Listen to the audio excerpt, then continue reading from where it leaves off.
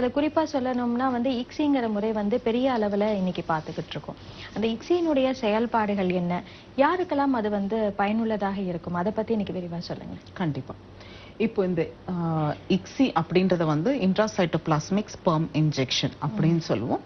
இப்போ நிறைய நேர்களுக்கு பேஷண்ட்ஸ்க்கு இருக்கக்கூடிய கன்ஃபியூஷன்ஸ் என்னன்னா, சில டாக்டர் வந்து ஐவிஎஃப் ட்ரீட்மெண்ட் எடுக்க சொல்றாங்க, சிலர் வந்து இக்ஸி ட்ரீட்மெண்ட் எடுக்க சொல்றாங்க. இப்போ நம்ம என்ன ட்ரீட்மெண்ட் எடுக்க போறோம்? இப்போ நிறைய பேர் எங்க கிட்டக்க வந்து பாத்தீங்கன்னா ஏஆர்டின்னு சொல்லுவோம், அசிஸ்டட் ரீப்ரொடக்டிவ் டெக்னிக்குன்னு வந்திருப்பாங்க. பட் அப்புறம் நடுவில் திடீர்னு கேட்பாங்க, டாக்டர் நீங்க பண்றது ஐவிஎஃப் ட்ரீட்மெண்ட் தானே எங்களுக்கு அப்படின்வாங்க. ஸோ இவங்களுக்கு வந்து நடைமுறையில இது என்ன அப்படின்றதே வந்து கொஞ்சம் குழப்பமான ஒரு நிலையில இருப்பாங்க. ஐவிஎஃப் இக்ஸி ரெண்டுமே வந்து பார்த்தோம்னா நம்மளுக்கு ரிசல்ட் ஒன்று தான். ரெண்டுமே வந்து செயற்கை மூலயமா வந்து கருதரிக்க வைக்கிறது. அதாவது நம்மளோட இந்த ஐவிஎஃப் லேப்ஸ்ல வந்து பெண்ணோட கருமுட்டையை எடுத்து ஆணோட உயிரணுக்களோட சேர்த்து கருவாக்குறது தான் இந்த செயற்கையா உருவாக்குற நம்ம கருக்குழாய் குழந்தைகள். ஸோ இதுல வந்து செய்முறை அந்த எம்பிரியாலஜிஸ்ட் வந்து எப்படி செய்யறாங்க அப்படின்றது தான் ஐவிஎஃப், அப்படின்றது தான் இக்ஸி. இப்போ ஆணோட உயிரணுக்கள் ரொம்ப நல்லா இருந்தது, பெண்ணோட கருமுட்டை ரொம்ப நல்லா இருந்ததுன்னா நாங்க ஐவிஎஃப் தான் ப்ரிஃபர் பண்ணுவோம். ஐவிஎஃப் வந்து இன்விட்ரோ ஃபர்டிலைசேஷன் அப்படின்னு சொல்லுவோம். இதுல வந்து என்ன பண்ணுவோம்னா ஒரு டிஷ்லயும் வந்து பெண்ணோட கருமுட்டை பையில இருந்து எடுத்த கருமுட்டையை விட்டுட்டு ஒரு கருமுட்டையையும் சுத்தி குறைந்தது ஒரு 20,000 ஆணோட உயிரணுக்களை விட்டு அப்படியே நாங்க இன்குபேட்டர்ல வச்சுட்டு வந்துருவோம். சோ இந்த இன்குபேட்டர்ன்றது உதாரணத்துக்கு நம்மளோட ஒரு சின்ன ஃப்ரிட்ஜ் மாதிரி இருக்கும் பார்க்கிறதுக்கு. இதை 18 மணி நேரம் கழிச்சு நாங்க எடுத்து பார்க்கும்போது இதுல எது கருவா மாறி இருக்கு அப்படின்றது எங்களுக்கு தெரியும். இது வந்து உடல்ல நடக்கக்கூடிய ஒரு நேச்சுரல் ஃபர்டிலைசேஷன் மாதிரி தான். இயற்கையிலேயே எப்படி வந்து கருதரிக்குதோ அதே மாதிரி அந்த கருமுட்டைக்குள்ளார ரொம்ப நல்ல உயிரணுக்கள் எதுவோ அது வந்து ஒரு துவாரம் போட்டு உள்ளுக்குள்ளார போய் இது வந்து கருவா மாறும். இப்போ ஒரு சிலருக்கு பாத்தீங்கன்னா காரணமே இல்லாம கருதரிச்சிருக்காது. நம்மளுக்கே பாத்தீங்கன்னா பல வாரங்களா பல நேயர்கள் ஃபோன் பண்ணி எனக்கு எந்த ஒரு பிரச்சனையுமே இல்லை ஆனா கருதரிக்கல அப்படின்வாங்க. ஸோ அப்படிப்பட்டவங்களுக்கு வந்து ஃபர்டிலைசேஷன் ப்ராப்ளம் இருக்கலாம். ஃபர்டிலைசேஷன் ப்ராப்ளம் அப்படின்னா என்னன்னு பார்த்தோம்னா இந்த ஆணோட உயிரணுக்களும் பெண்ணோட கருமுட்டையும் ஒண்ணு கூட முடியாது, ஒண்ணு கூடி கருவா மாறாத ஒரு நிலைமை இருக்கலாம்.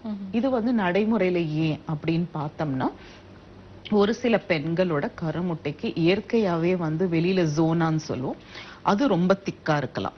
சோ இப்போ உதாரணத்துக்கு நம்ம ஒரு கடையில இருந்து ஒரு முட்டை வாங்கும்போது பாத்தீங்கன்னா ஒரு சில முட்டைகள் ஒரு தட்டு தட்டுன உடனே அந்த ஷெல் பிரேக் ஆயிடும். பட் ஒரு சில முட்டையோட ஷெல் வந்து ரொம்ப ஹார்டா இருக்கும், 2-3 வாட்டி நம்ம வந்து அது தட்டின பிறகுதான் உடையும். அதே மாதிரி பெண்களுக்கும் இயற்கையாவே வந்து அவங்க கருமுட்டைகளோட குவாலிட்டி வந்து பாத்தீங்கன்னா ரொம்ப திக் ஜோனாவா இருக்கலாம். சோ அந்த மாதிரி அதோட வெளிப்புறம் ரொம்ப திக்கா இருக்கிற பட்சத்துல ஆணோட உயிரணுக்களால துவாரம் போட்டுட்டு உள்ளுக்குள்ளார போக முடியாது. அதே மாதிரி அக்ரோசோம் ரியாக்ஷன் சொல்லுவோம், ஆணோட உயிரணுக்களுக்கும் வந்து அந்த கருமுட்டைக்குள்ளார துவாரம் போடுற அளவுக்கு நல்ல திறன் இருக்கணும். சோ அந்த அளவுக்கு திறன் இல்லைன்னா அதால உள்ளார போக முடியாது. சோ அப்படி ஒரு கேஸை நம்ம டீல் பண்றோம் அப்படின்ற பட்சத்துல நம்ம இந்த மாதிரி இருக்க ஒரு கப்பலுக்கு வந்து நம்ம இந்த ஐவிஎஃப் ட்ரீட்மெண்ட் போட்டு இன்குபேட்டர்ல வச்சுட்டு நம்ம வந்துட்டோம்னா அடுத்த நாள் இது எதுவுமே கருவா மாறலன்னா அவங்க எடுத்த ட்ரீட்மெண்ட் எல்லாமே வேஸ்டா போயிடும். ஸோ இது வந்து நிறைய பேர் அந்த காலத்துல பாத்தீங்கன்னா ஃபர்டிலைசேஷன் ஃபெயிலியர்னு சொல்லுவாங்க. ஐவிஎஃப் முறையில கருவை பண்ணிட்டு வந்துட்டுப்பாங்க, பட் எதுவுமே கருவா மாறி இருக்காது.